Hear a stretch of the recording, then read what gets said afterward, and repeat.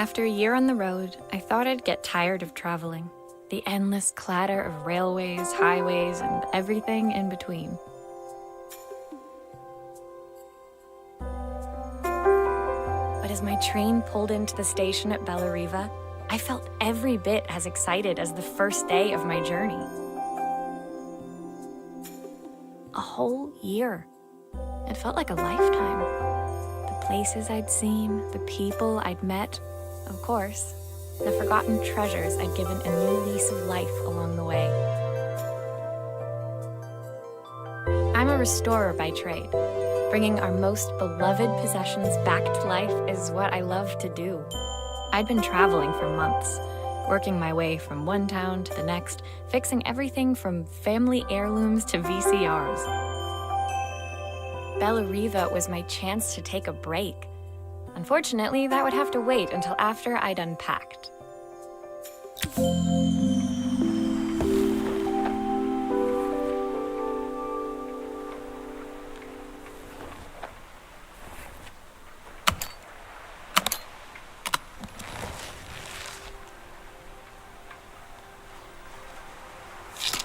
I picked up these sunglasses on my last stop. Hopefully I'm cool enough to pull them off. The tools of my trade. No hope of restoring things without these. I saw a guitarist wearing these at a show once. Rock and roll repair woman, at your service. My parents took this after I made my first repair. Seems like a lifetime ago. I'll hand these out once I'm settled in. Fingers crossed they get me some work.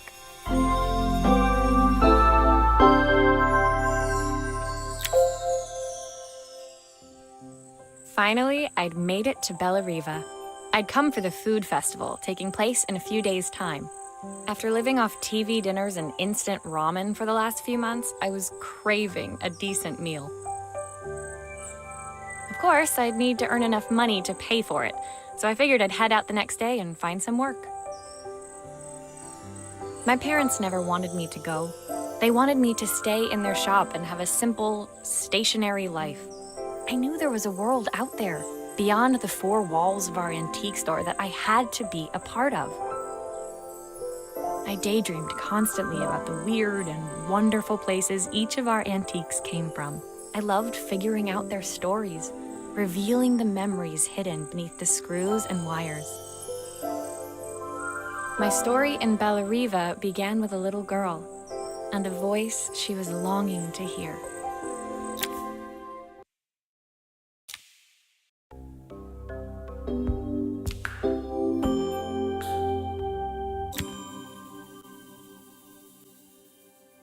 It was my first morning in Bellariva, and I couldn't wait to leave my hotel and explore.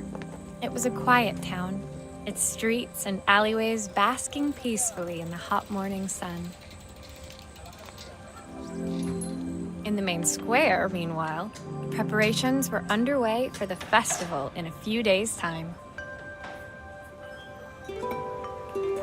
As I handed out my flyers, I wondered what the people of Bellariva would need me to fix. So far, everything here seemed perfect. I was starting to worry I'd made a mistake when I felt someone tapping me on the back. Hi, I'm Izzy. Do you know how to fix things? It was a little girl, maybe 7 years old, who must have gotten hold of one of my flyers. She rummaged around in her backpack until she hauled out a battered red cassette deck. My tape is broken and I can't make it work anymore. I tried to fix it myself, but there's this metal thing in the way. Can you try?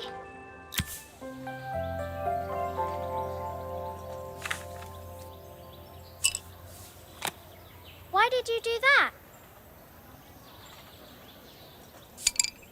How did you do that? I didn't see.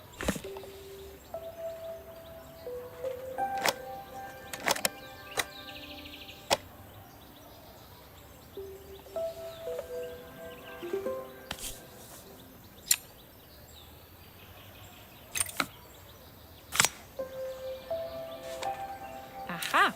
Those batteries look like they need replacing. Luckily, I have some spares.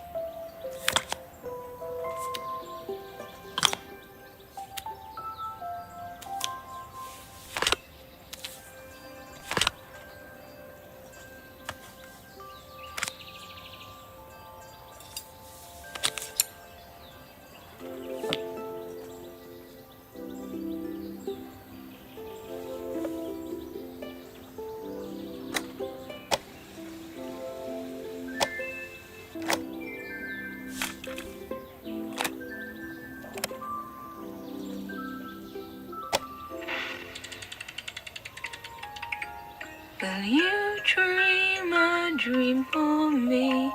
If I sit by your side and hold you so tight, know that I will always love you, even though When it finished, Izzy picked up the tape deck and tucked it carefully into her backpack. Thanks, Maria. You're the best person at fixing things ever. No problem. Who was that singing? They're very good. It's my mum. She's not here anymore. Izzy trailed off. It was the kind of silence a cassette tape would never be enough to fill. When Izzy's friends called for her, she dug deep into her pockets, looking for something to pay me with. Eventually, she produced a grand total of a stick of gum, 3 mismatched buttons, and a yo-yo. I usually preferred a check, but Izzy looked so serious, I wrote out a full receipt. She seemed like a happy kid, but beneath it all, part of her life had been shattered. A part I wouldn't be able to fix.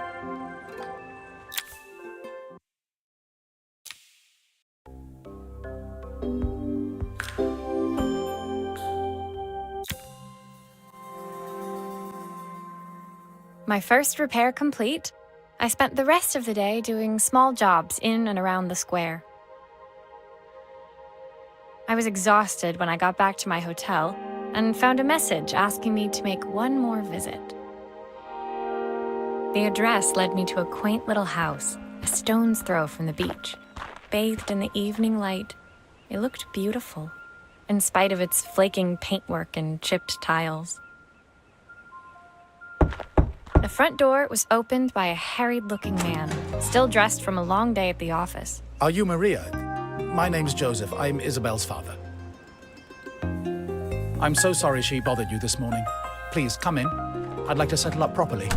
On the mantelpiece, I saw the remains of a broken statue. Without thinking, I picked up a fragment. Ah, my father's statue. What's left of it, at least. Yet another way I'd have disappointed him. It survived 100 years in this family. But 5 minutes with Isabel and... Do you think you can salvage it?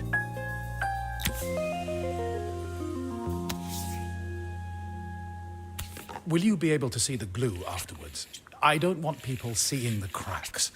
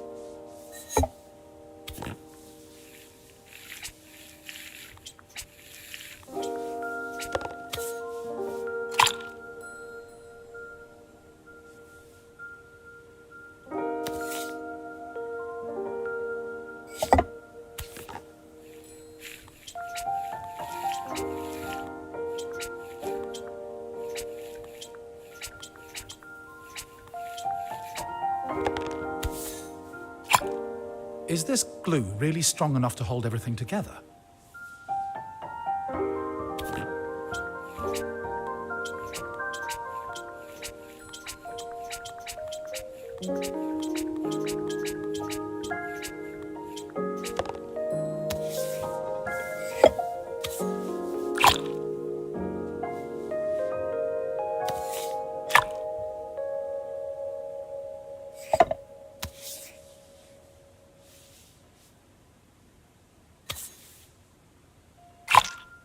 Sometimes I think my daughter should come with a warning label.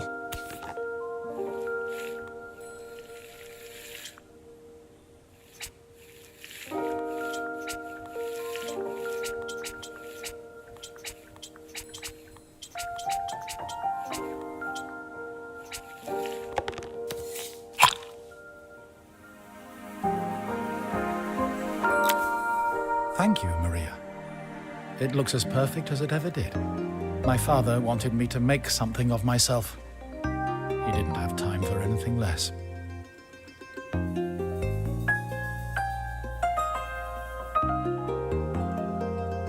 As Joseph put the statue back on the shelf, it nudged against the family portrait stood proudly next to it. So he was Bellariva's mayor. And that was Izzy's mom. They must both miss her so much. Sorry, I'm a little tired. I've been working late getting things sorted for the festival. There's only a few days to go. Looks like I'll be working late. Again? When I told my parents I wanted to leave, they always found an excuse to be busy, to avoid talking about it. I guess keeping themselves occupied was their way of pretending it wasn't happening. Joseph's work must have been taking up so much of his time. But maybe that was what he wanted. I just hoped he was finding enough time for Izzy, too.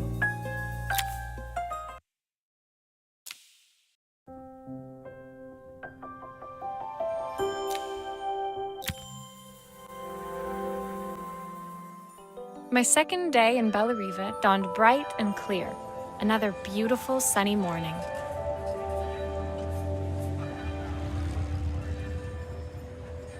Walking into town, I passed cafes overflowing with customers cradling their morning coffees. I stopped, breathing in the smell of roasted coffee beans and freshly baked pastries. I was about to go inside when the owner of Carmen's, the cafe next door, stopped me. Hello, Maria? Were you here yesterday handing out flyers? I have a job for you.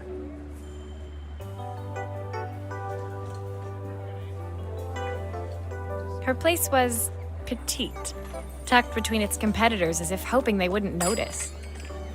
Judging by the empty tables inside, though, her potential customers hadn't noticed it either. It's a bit slow today, but we're just getting started. I'm sure it'll pick up soon. As Carmen chatted, she walked over to the counter and returned with an old rotary phone. At least I've got plenty of time to practice my recipe for the festival. It's a new special I've been working on. I was hoping to call my sister for some, seasoning tips, but it won't connect. Can you see if you can figure out what's wrong?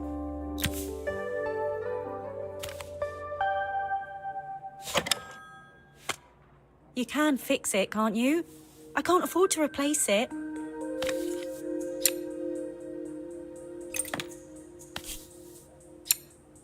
Obviously, we'd normally be much busier than this.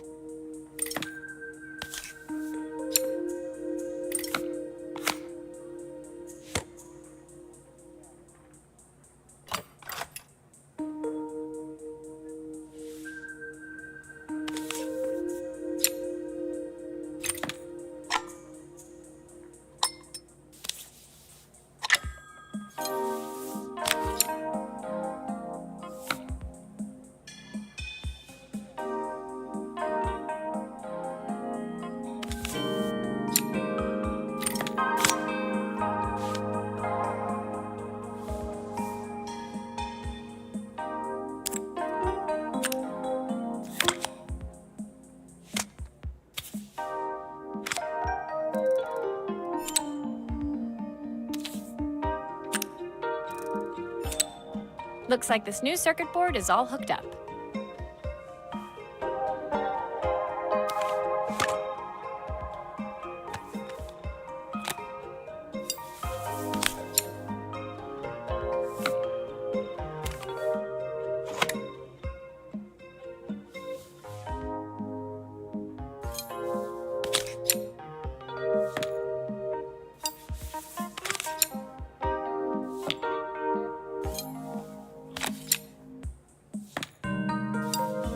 There's still a part I need to attach. Where does it go?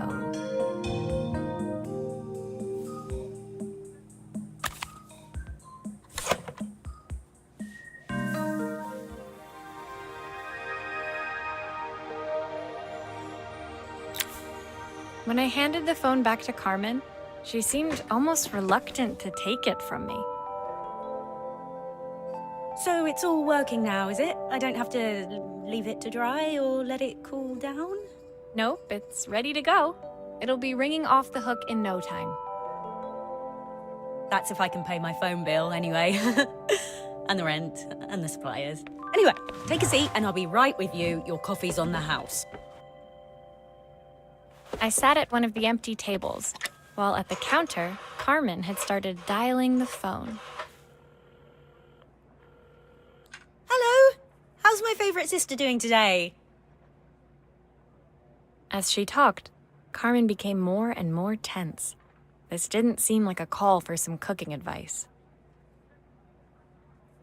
I know I still owe you from last time, but I can't afford to take part in the festival if I don't pay. I could almost feel the eye roll at the other end of the line. You don't need to be here, though. Can't you just put the check in the post? When the call ended, Carmen brought me my coffee, her hands trembling. Sorry about that. My sister's decided to fly in for a visit. Oh, God, I have to get ready. Actually, I might have another job for you. Can you come by tomorrow?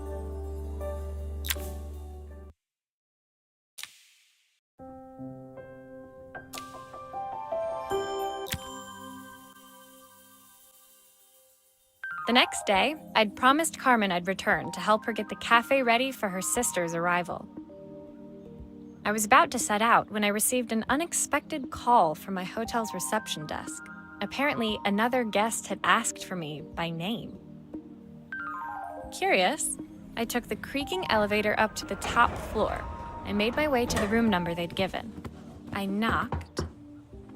Are you here about the camera? It's about time. The woman in front of me was immaculate. Not a hair out of place or a crease to be seen. My sister tells me you know how to fix things. I'd usually go to an expert, of course, but in this town... So this was Carmen's sister?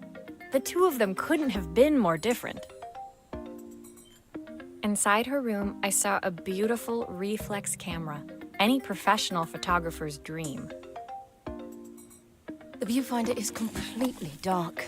I can't see anything through it at all. I assume you can figure out what's wrong.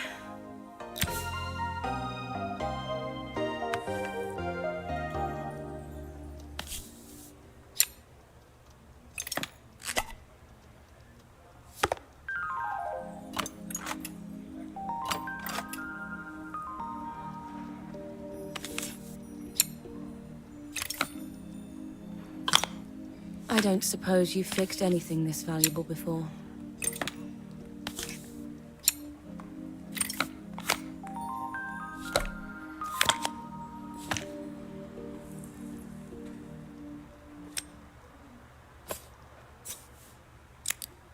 If I used the screwdriver, I could adjust the angle of the mirror.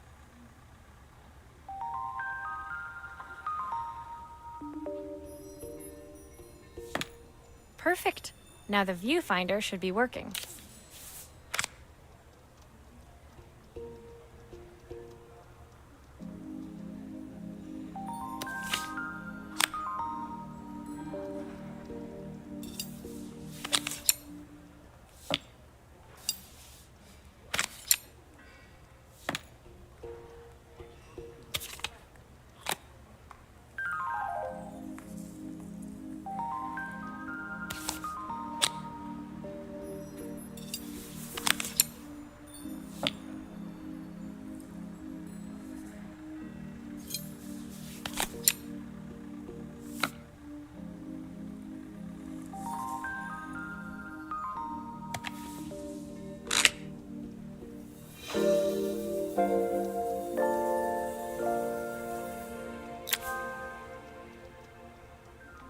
I felt a pang of envy as I handed the camera to Helena. It put my disposable to shame. I picked it up on my first trip to Paris. It's a 1958 limited edition, the first of its kind. It cost me 3 months' salary, but it was worth it. I had no idea what 3 months' salary meant to Helena, but I was pretty sure it was more than I could afford. It was strange, really, that we were even staying in the same hotel. I'd picked this place because it was cheap and cheerful, but surely she could afford somewhere better? She took some test shots, fiddling with the camera settings until she was absolutely satisfied. This work is immaculate. At least there's one person in this town who knows what they're doing. Sending you to me might be the first thing Carmen's actually gotten right. I wondered why Helena had bothered coming if she thought so little of her sister. I hear nothing from her for weeks, and then when she finally does call me, all she wants is money. If she thinks I'm lending her another penny, she'll have to convince me it's not a total waste of time. That didn't sound good. If Hurricane Helena was about to hit, I hoped Carmen was ready.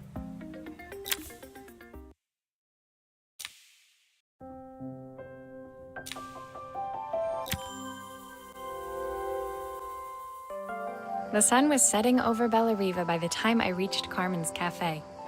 From the outside, it looked as quiet as ever, but inside, I found Carmen cleaning like her life depended on it.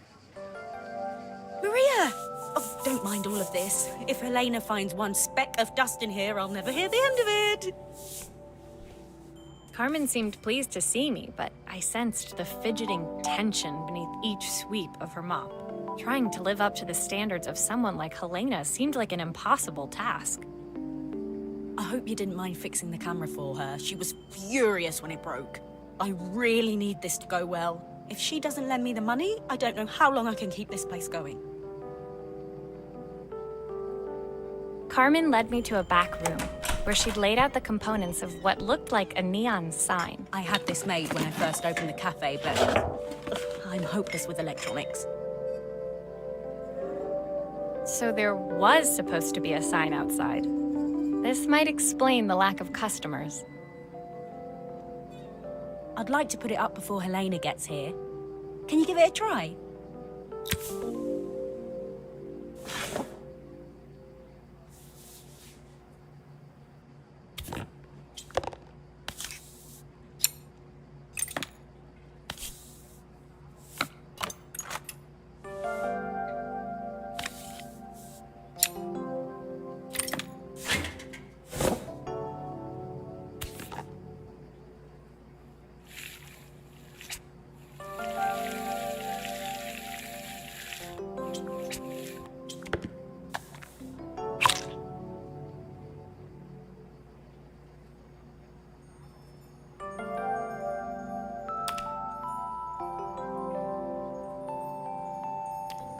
I think the whole thing is supposed to light up.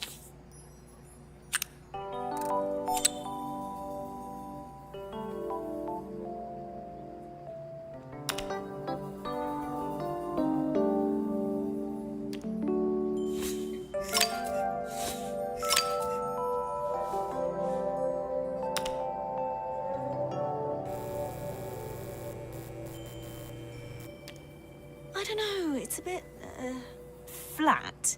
Maybe if it flashes, it'll really catch people's eye. Great idea. I think I have a spare part that could do that.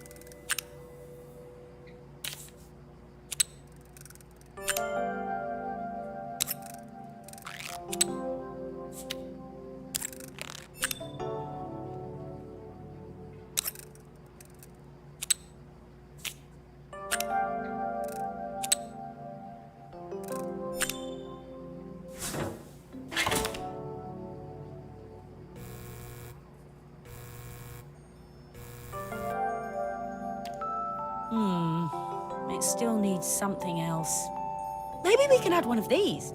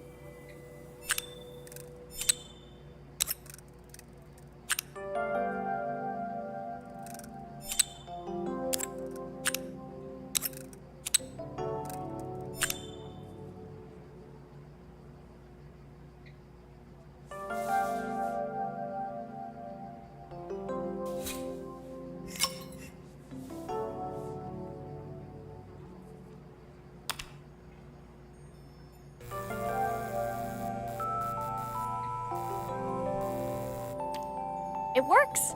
I'll screw everything together again and you'll be set.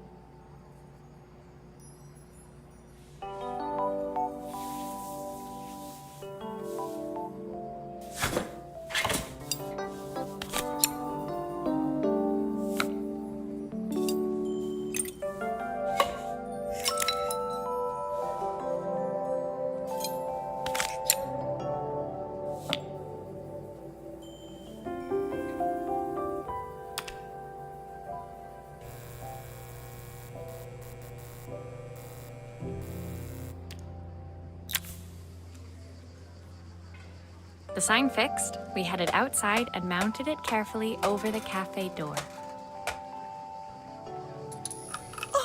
That's perfect, Maria. It looks just how I imagined it. When I had this sign made, it all seemed so simple. Oh, I can't believe I might have to give it all up. I hope I've done enough.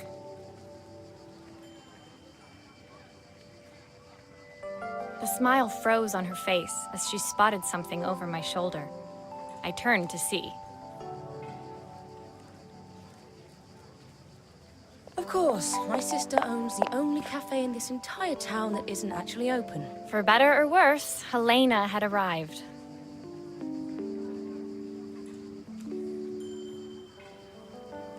Carmen opened her mouth to explain, but Helena swept indifferently past her. Finally pausing in the doorway, she turned back towards Carmen. The first thing we're doing is getting rid of that hideous sign. And with that, she disappeared inside. I hoped Carmen's chances of saving the cafe hadn't disappeared with her.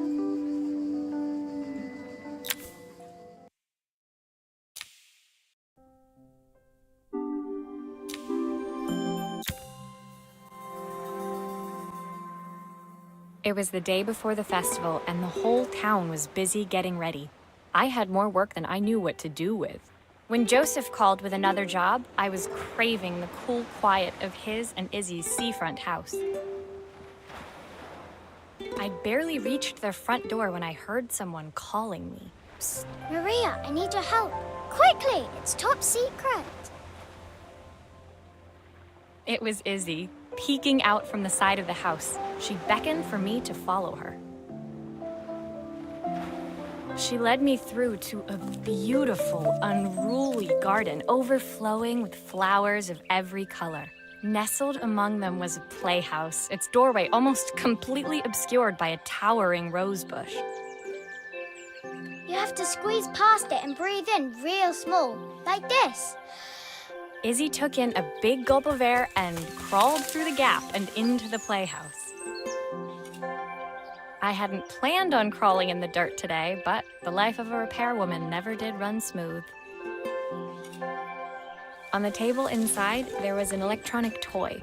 Not exactly the usual stock in my parents' antique shop. I had an accident. I didn't do it on purpose or anything, but it won't turn on anymore. Can you fix it for me?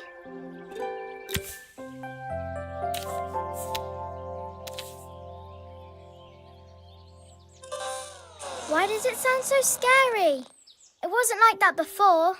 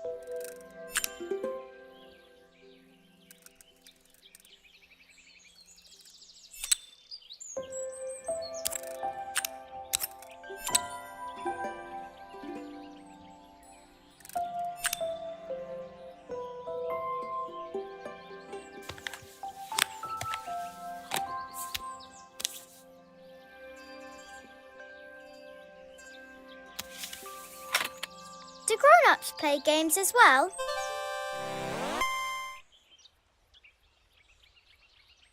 Can you show me how to play? I tried before, but it was so hard.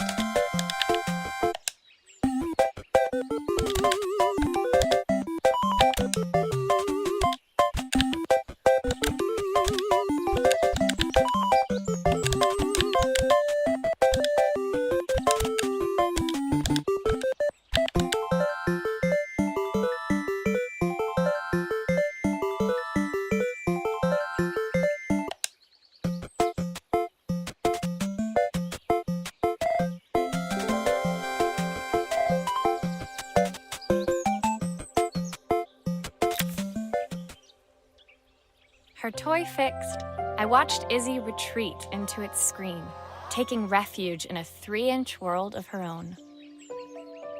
Well, I'd better head inside. Your dad is waiting for me. Please don't tell him about the game. He'll think I broke it on purpose. Why would he think that?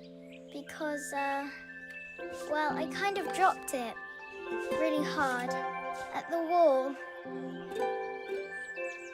Izzy looked down, scuffing her shoes on the worn floor of the playhouse. My dad said I have to go to the stupid festival tomorrow and put on a stupid dress, and I don't want to. All he cares about is working. He never wants to see me unless it's for his job. I'm not going. He can't make me. With that, Izzy dove back through the rosebush and disappeared into the wilds of the garden. She was so young. She couldn't be expected to see that her dad was struggling too. It made me think, had I really tried hard enough to understand my parents' point of view? I was so focused on the adventures ahead of me. Maybe I didn't care enough about leaving.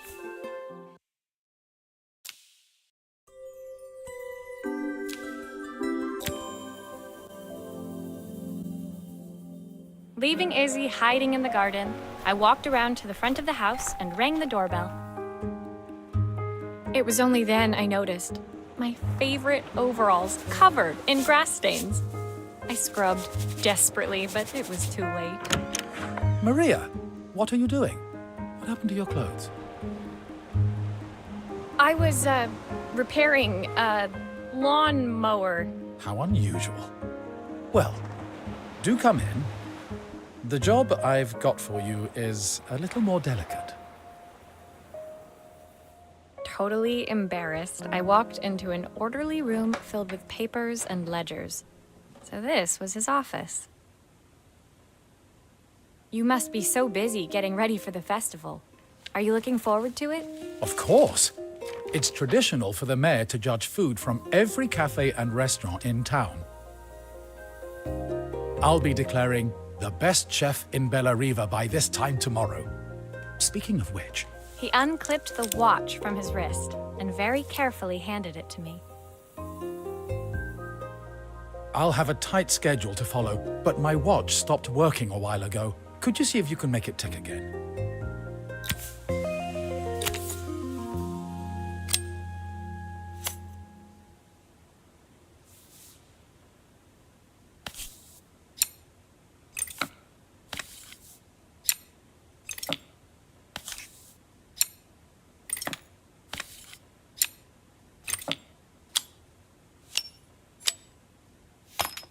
Ah, the main plate has completely cracked. I'll need to replace it.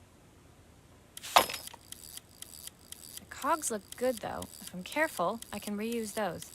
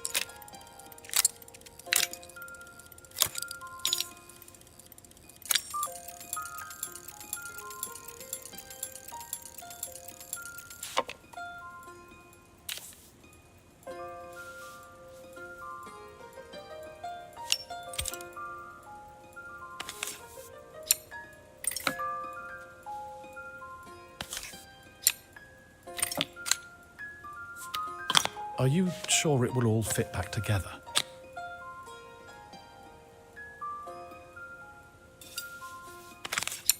I've not gone a day without this watch since my wife gave it to me.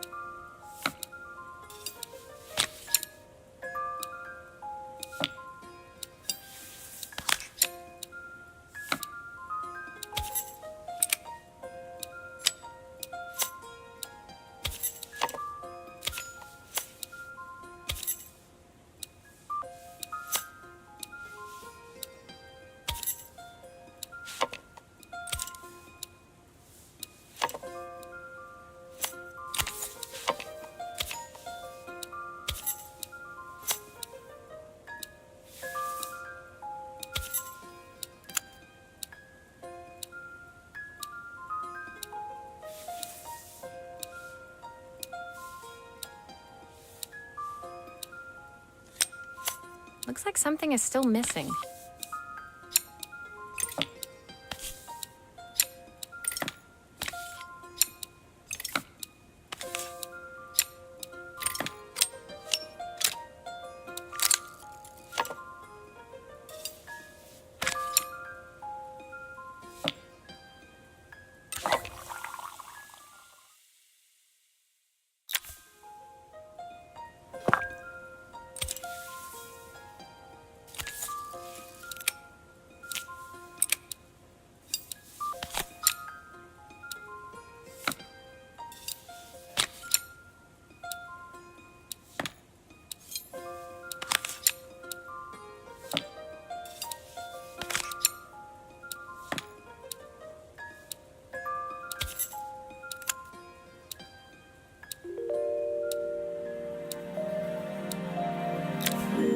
As I handed the watch back to Joseph, my fingers traced over the engraving on the back. I hoped fixing this was one small way I could help him move forward. I can't believe it's working, Maria. Thank you. My wife was a brilliant woman. Feeling this ticking on my wrist, it makes me feel like she's still here. Watches measure minutes and hours like they're infinite. I didn't know we had so little time. Even with Isabel, I barely see her. And when I do, she acts like she hates me. Just then, the phone rang.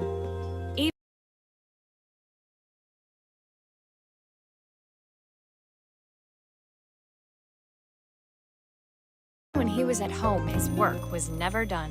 Sorry, Maria. I have to take this. I'll see you at the festival. As I left, I turned and saw him pacing the floor of his office, his watch glinting in the afternoon sun.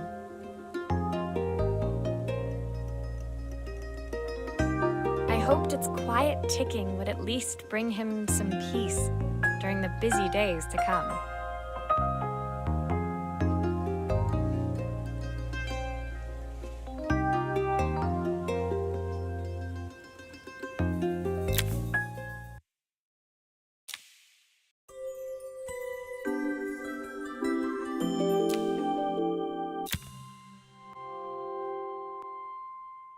When my last job of the day brought me to Carmen's apartment, the door was opened by someone I didn't expect to see, Helena.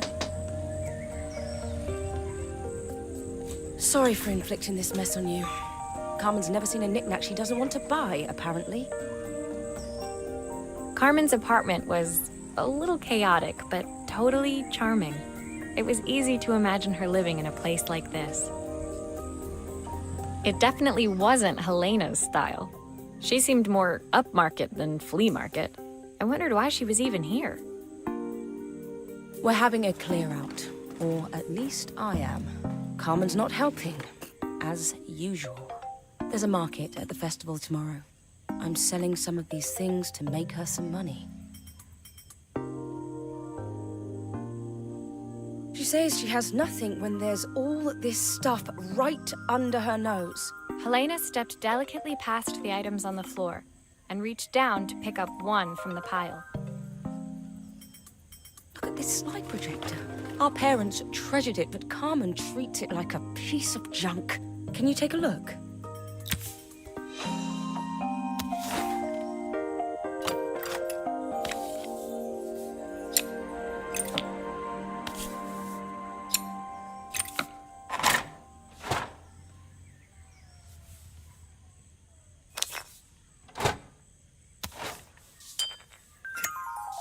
Light bulb is okay, I'll need to redirect the light, the lens at the top for the projector to work.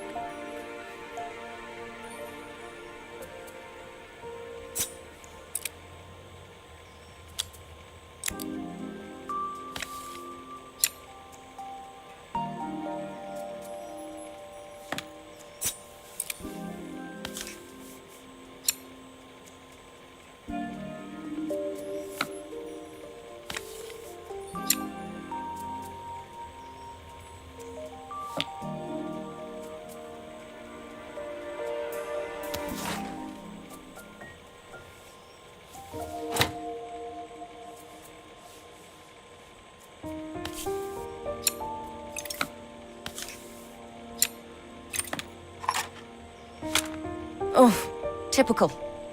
Carmen's even managed to get a slide stuck in here.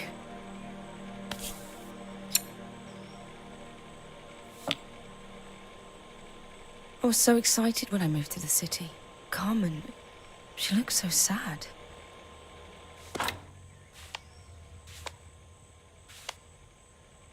Here's the clicker you'll need to attach. God knows how Carmen broke that as well.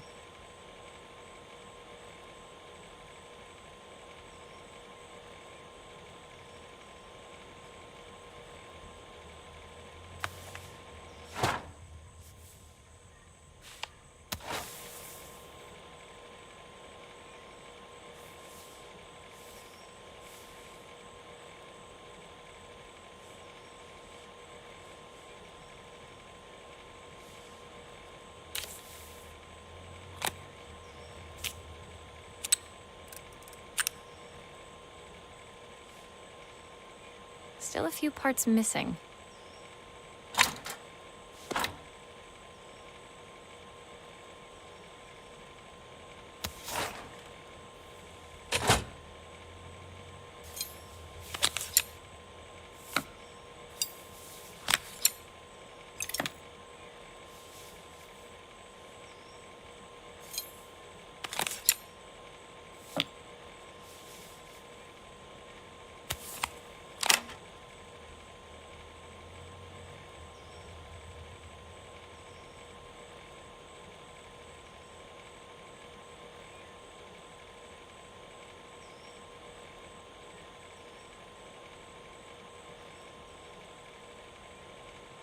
Those screws still need to be put back.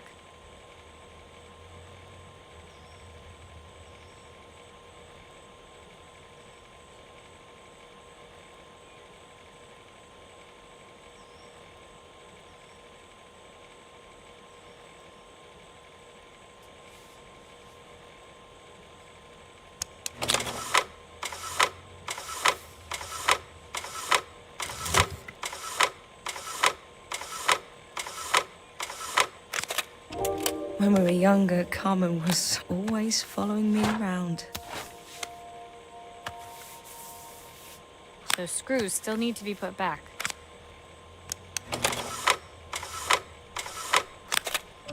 I suppose she looked up to me. A cool older sister.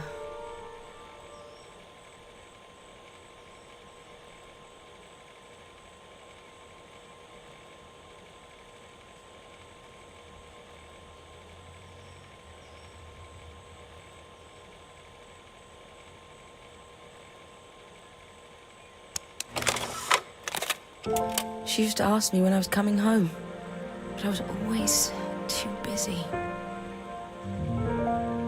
Looks like there's still a screw missing.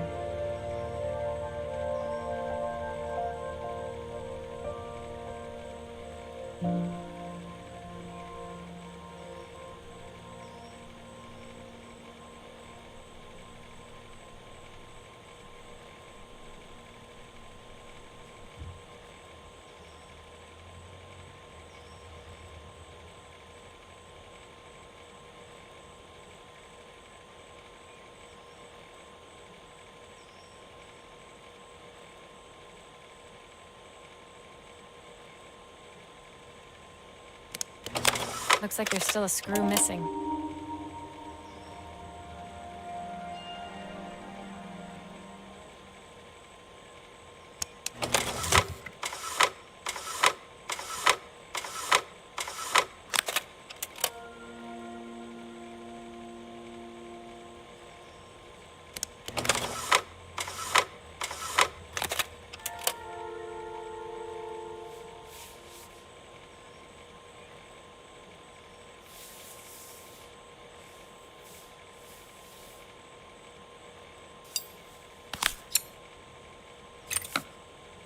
I think I've missed a screw somehow.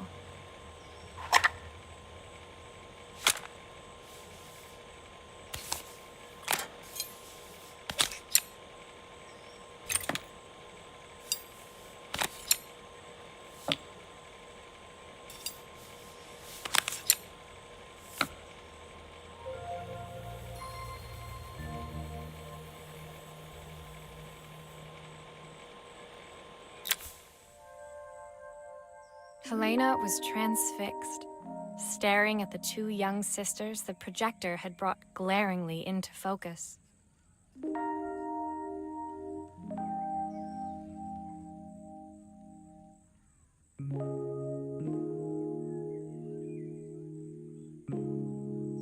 I never meant to let her down. But you haven't, have you? You came all this way just to help with the cafe. Plus the money. That's the problem. There is no money. I lost my job a few months ago. My savings are almost gone. I have nothing. Common things, I'll throw my check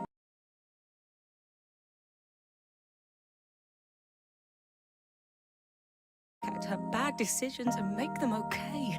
But I can't. Not this time. You know, the funny thing is, I came here wanting to tell her the truth. But she's so infuriating. How can I ask her for help when all she cares about is herself? Helena fell silent, shrinking under the gaze of her younger self, projected onto the wall. We drifted so far apart when I moved away. It felt like the only thing keeping us together was my bank balance. I know I have to tell her the truth. It isn't fair. But I...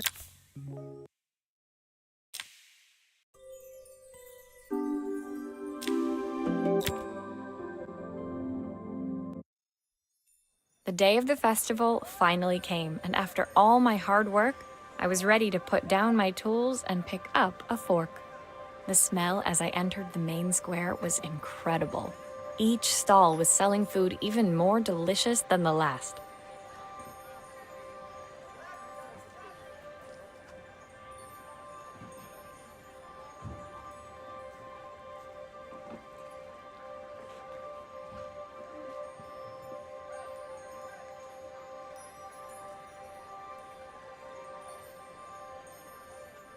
The competition would start any minute. Most stall holders were waiting anxiously for the mayor to pay them a visit. All of them, that was, except Carmen, who was still frantically chopping vegetables and stirring pots. Maria! Thank God you're here. Can I ask you the world's biggest favor? Helena was supposed to help me run the stall today, but she never turned up. Probably too ashamed to show her face. I can't believe she lied to me. Carmen was stirring so furiously, she was in danger of tipping the pot over altogether. The mayor will be here any minute for the judging, but I'm almost out of my special. She wasn't really going to ask me, was she? Not on my day off. I have a stove ready to build and everything. Can you set it up and make me a spare batch?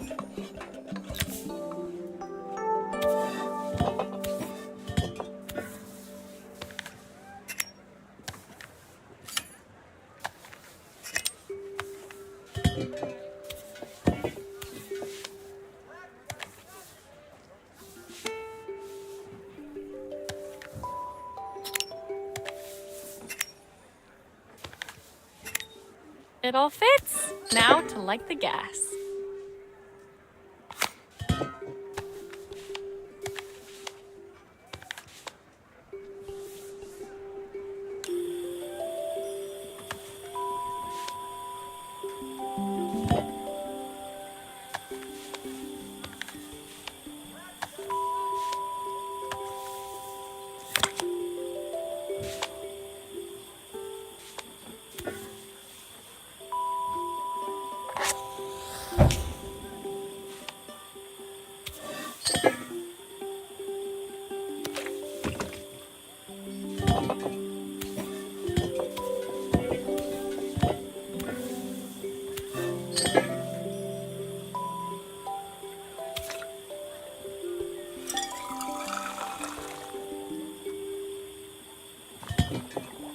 I think that pot is really boiling now. Smells great, if I say so myself. Here are the ingredients that Carmen's given me. What to add first?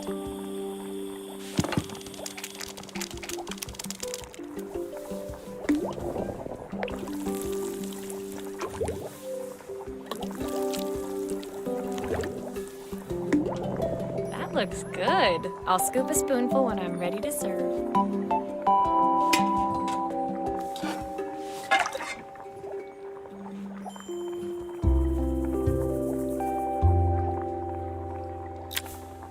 My part done, Carmen took over and added the finishing touches. It was just in time, as a moment later, Joseph arrived with Izzy in tow. Carmen anxiously handed them both a serving. That was so tasty. Can I have some more, please? Well, you've certainly earned yourself a loyal customer. My daughter, we have a few more meals to taste, but so far you are one of the best. Good luck. Joseph and Izzy looked so happy together. Maybe the festival was doing them some good after all. Carmen, on the other hand, seemed annoyed. But why, when it had all gone so well? I wish Helena was here to see this. She's so convinced I'll never succeed at anything. She wants what's best for you. She's just not very tactful about it. Yes, I know. Even when I was a kid, she pushed me when no one else did. I just wish she hadn't lied to me. But then, I've asked so much of her over the years. I never...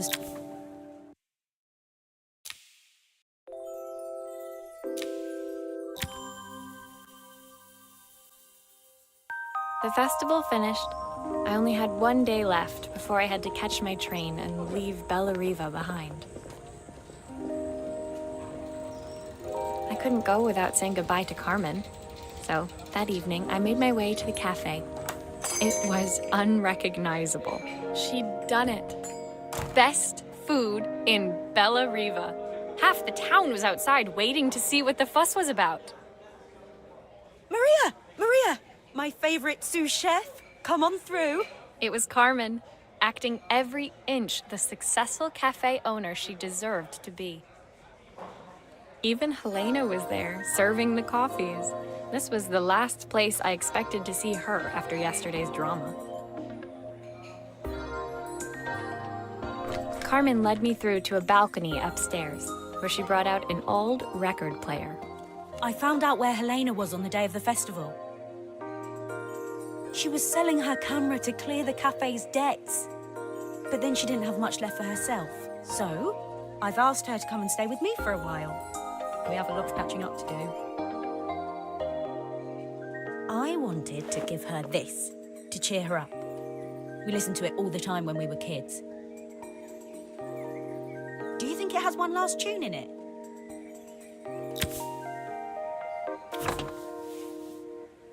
Okay, let's see what happens when we turn this on.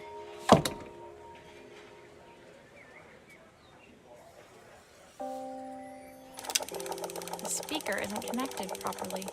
I should check the wiring. The speaker isn't connected properly. I should check the wiring.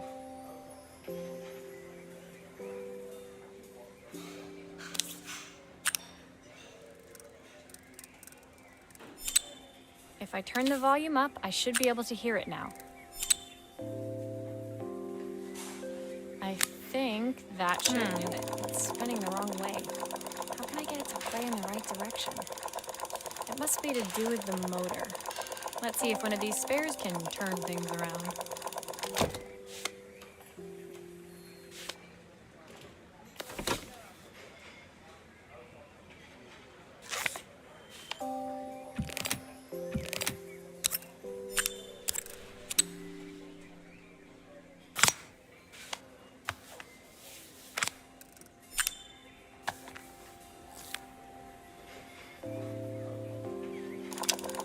Well, it's playing in the right direction.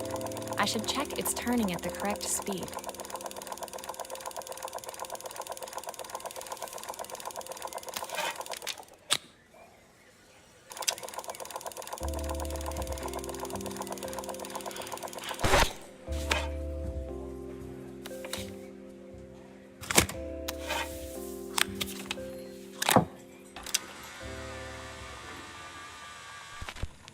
What will remain of these days? The sweet The record player's crackling tune must have caught Helena's ear, as she appeared a few moments later. Is that my old record player? I can't believe you've kept it all these years, Carmen. Leaning over the music, they looked just like the young sisters the slide projector had preserved all these years, inseparable once again. Carmen told me about your camera. That was a really generous thing to do. I loved that camera, but I love my sister more. Now it's her time to be the person she wants to be. I'm going to stay here with her for a while. Make up for lost time. Carmen and Helena's relationship wasn't suddenly going to be perfect, but they were both prepared to try. And to think, it had all started because of a call Carmen made about some seasoning tips. I guess in the end, maybe it wasn't so hard to just pick up the phone and dial. I hadn't spoken to my own parents in a year. I wanted to hear their voices more than anything. But the silence between us was so cavernous. I didn't know how I'd ever find the words to bridge it.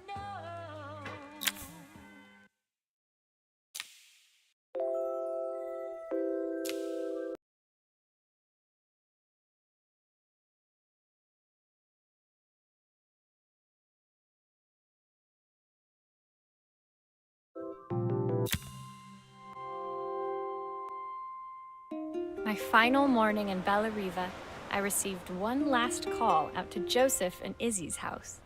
I knew I had to pack, but I figured I could squeeze in one final job before I had to leave. When I arrived, I found Joseph tidying up his wilderness of a garden. The playhouse was already cleared. Inside, I could see Izzy happily testing out her screw-driving skills on the back of her cassette deck.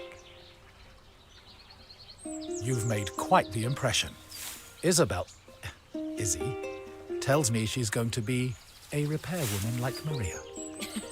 I'm sure she could be anything she wanted if she put her mind to it. She could. She's a brilliant child. Spending the day with her at the festival, I haven't had so much fun in ages. I wanted to give her something before she starts to forget. Inside, the house was transformed, flooded with light and the sounds of the garden. It felt alive again. This would be my last repair in Bellariva, but it felt like it was the house that had really been restored. It's a music box. It used to play beautifully, but now when I wind it up, nothing happens.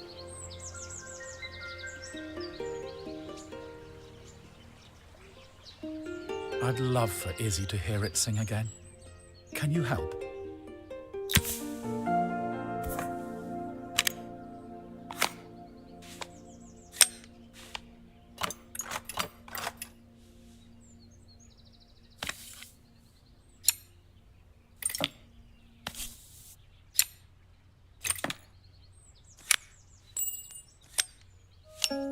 Maria, could you add this family picture of us?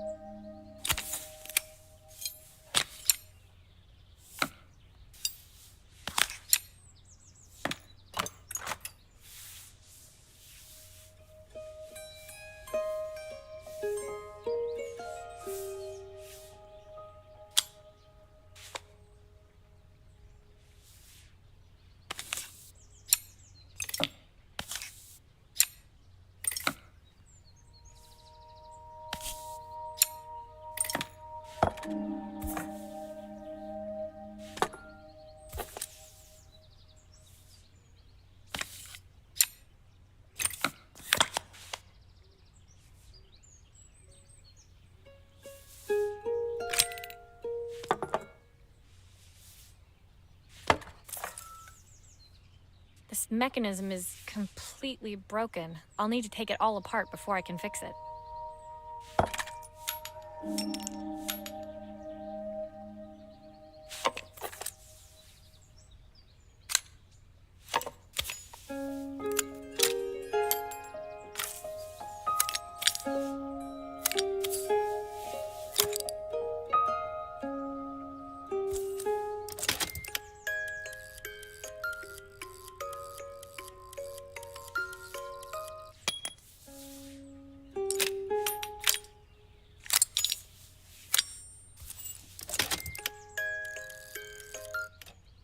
Perfect. The mechanism is good as new.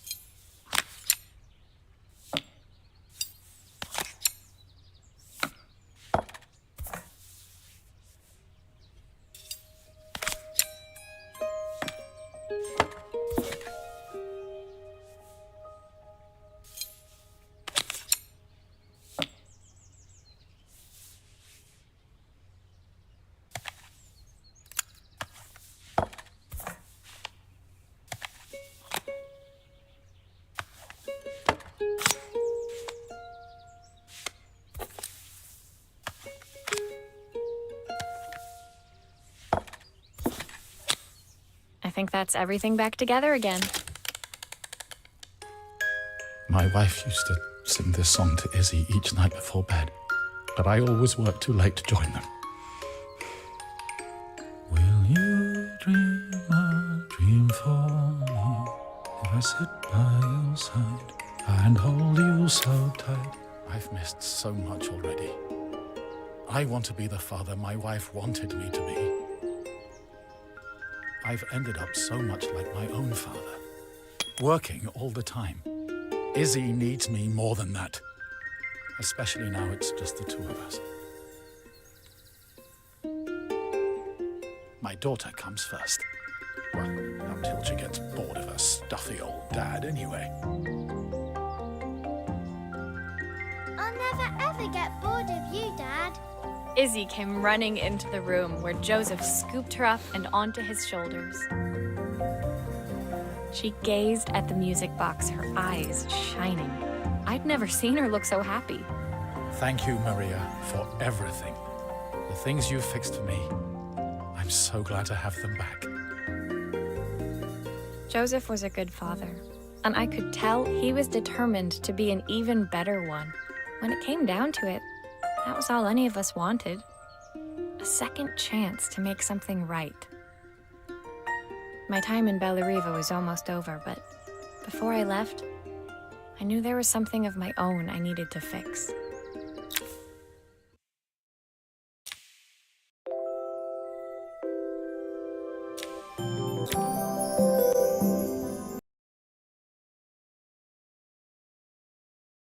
My time in Bellariva was almost at an end.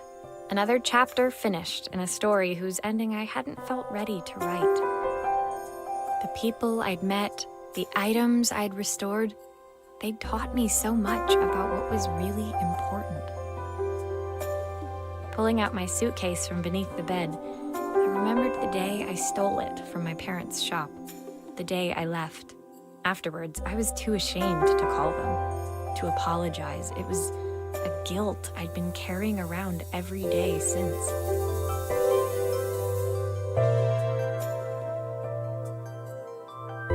As I packed, I knew that it was up to me to find a way to lighten the load.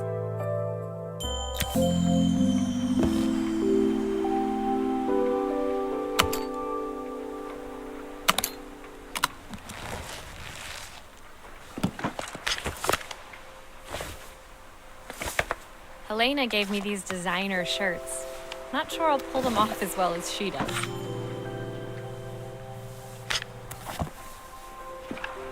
My train ticket. I can't believe it's time to leave Bellariva behind.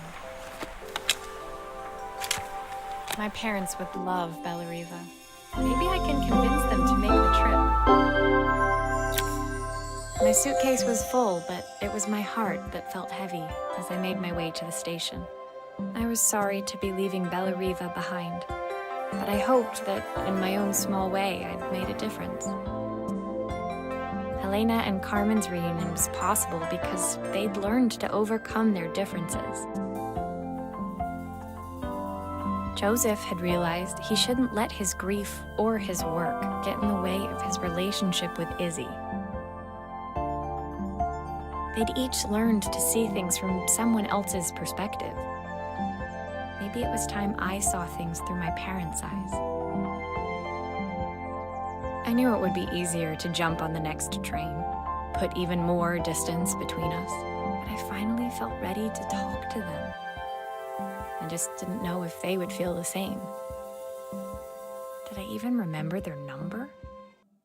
I wasn't sure until I reached for the phone and it all came flooding back.